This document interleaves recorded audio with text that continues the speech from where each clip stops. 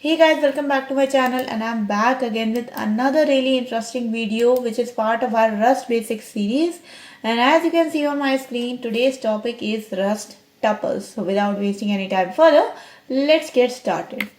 So guys, if you have been following this Rust Basics series, you know that in one of my previous videos we covered Rust arrays, okay?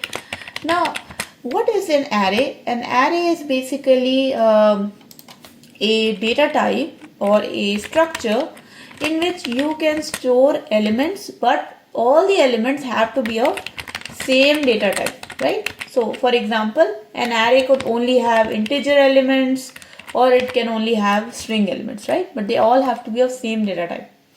However, Rust provides another data structure which is called as Rust Tuples, which allows us to store element of different data type.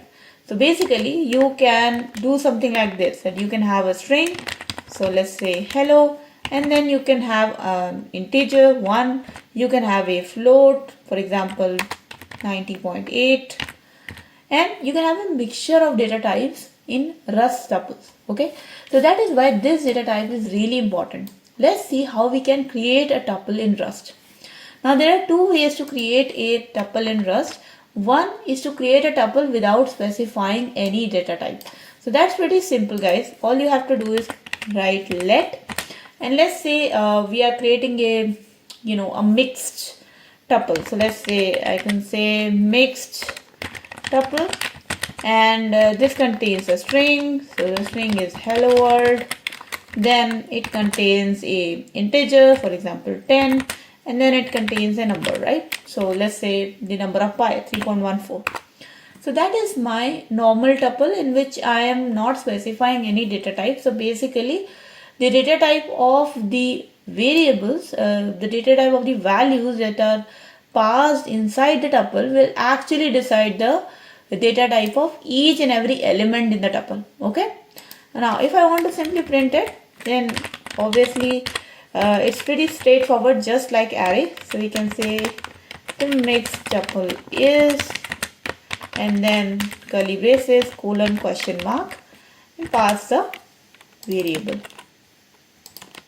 Okay, semicolon. Let's see first to print this tuple, what answer do we get? And there you go, guys. You can see that it prints that all the values of the tuple in the exact same format. So first is string, integer, and then float, and we didn't get any error, right? Now the next way to declare a tuple is to specifically provide the data types of each and every element that you are going to store in it. So how you can do that? It's just like we specify any data type, you have to write colon in front of the variable, and then you create another tuple, but this is a tuple of data type. So the first value is string. So I will write ampersand string. Then we have got an integer. So let's say an unsigned integer. Then we have got a float number. Okay. Now if I run this code, you will see that now also it actually works exactly the same.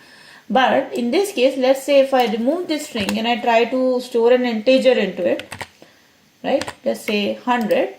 And if I run this code, you will see that I will get an error.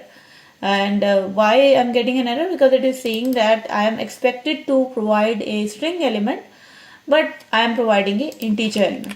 And why? Because I am explicitly specifying the data types. Okay. So if you have specified data types, you have to abide by them. If you don't specify it, the tuple variable will itself take the data type from the value stored. Right? So now we know how to create a tuple data type, how to store the elements in a tuple.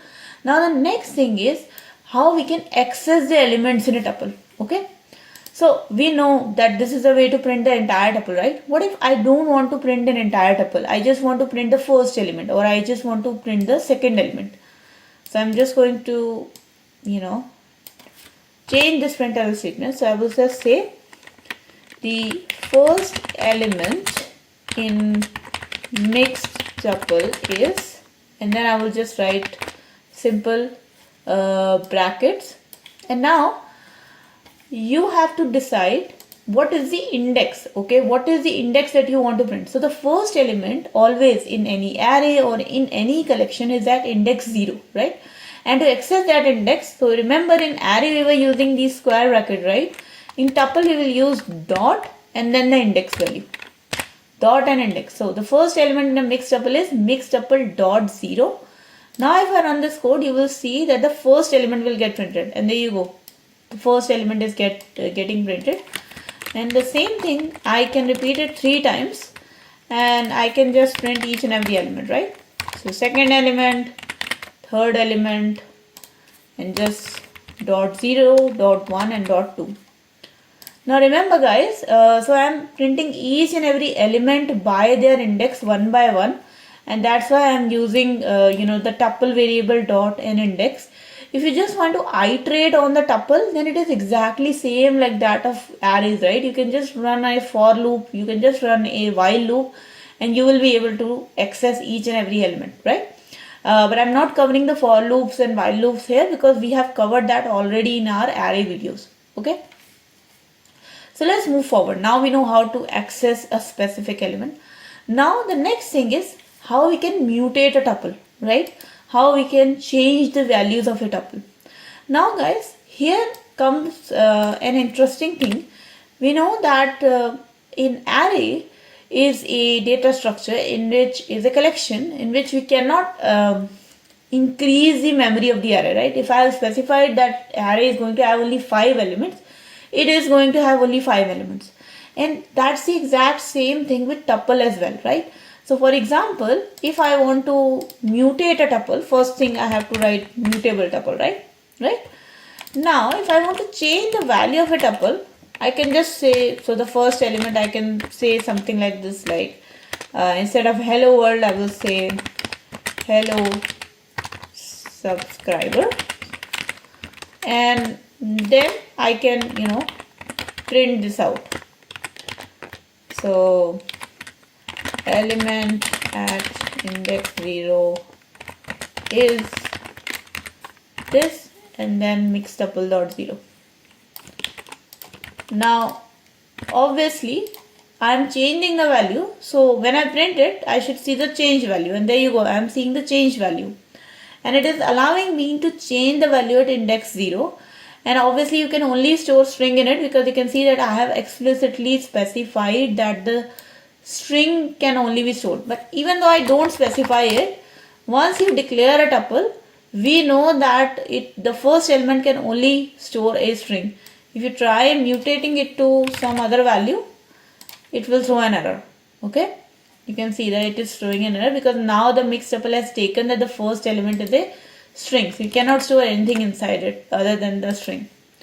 But the difference what I was trying to say to you about array and tuple is that in array also obviously you can change the value at index 0, at index 1. That is the same thing.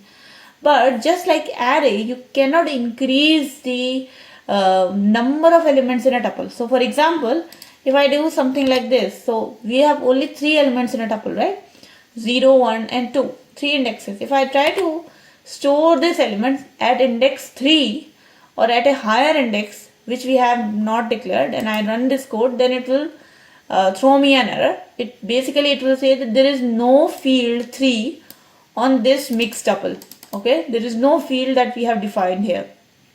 So basically this states that once you declare a tuple, the size of your tuple is fixed. You cannot add any more element into it. Okay, so you cannot add any more element into it. You cannot even delete any element from it. So tuple is a fixed size collection. You can only modify the values, but you cannot change the size of a tuple. Okay, now we know how we can modify the values, so that part is already covered. The next thing is again how we can destructure a tuple. Okay, so now we know that if we use a tuple variable dot index, we will be able to access its specific index values, right? But what if I don't want to access the values through indexes, right? For example, let's say this mixed tuple, I know that the first value is a greeting, second value, let's say it's my roll number, and the third value is the value of a pi, right? So what I can do is I just want to access these values by their names. So I can destructure them in a list, in a tuple of variables, okay? And in this case, I will declare the variable names. Let's say the first value is the greeting. So my first variable is greeting. The second value, let's say, is my roll number. And the third value is the value of the pi, right? So pi value. And if I equate it to mixed tuple, and now if I try to print these three values individually using println statement, so I can form the sentence like this: greeting is this, to roll number this, and I don't know, welcome to pi. So yeah, and now if I mention these three variables, greeting, roll number, and pi val, and try to print them, you will see that all these values will get printed. Okay, I have made it mutable, but actually I'm not mutating it, so I have to remove the keyword. Okay, there you go, guys. You can see that now I am able to access all the values of the mixed tuple using these variables. So no longer I need the indexes, no longer I have to remember at what index is the greeting, what index is the roll number, what index is the pi value. I have destructured this tuple into a bunch of variables using this syntax. Okay, so now it says greeting is hello world, roll number is 10, and then pi value is 3.14. Okay, some bizarre sentence, but it is good as an example. So I hope you now understand how we can destructure a tuple as well. Okay, so it's all really interesting, guys, and tuple is really important collection, because first of all, it cannot be modified into so easily. It's basically fixed, and you can easily destructure it, and you can easily access values from it. You can print it, and if you want, you can mutate it as well. So yeah, tuple is really interesting, and it's very heavily useful in all Rust projects. So I hope it is clear to you guys, and I hope this video was informative for you. If you did like this session, guys, then please do not forget to like this video and share this video with your friends. And if you like my programming videos, then please do not forget to subscribe to my channel and hit the bell icon for future notifications of more such programming and coding related videos.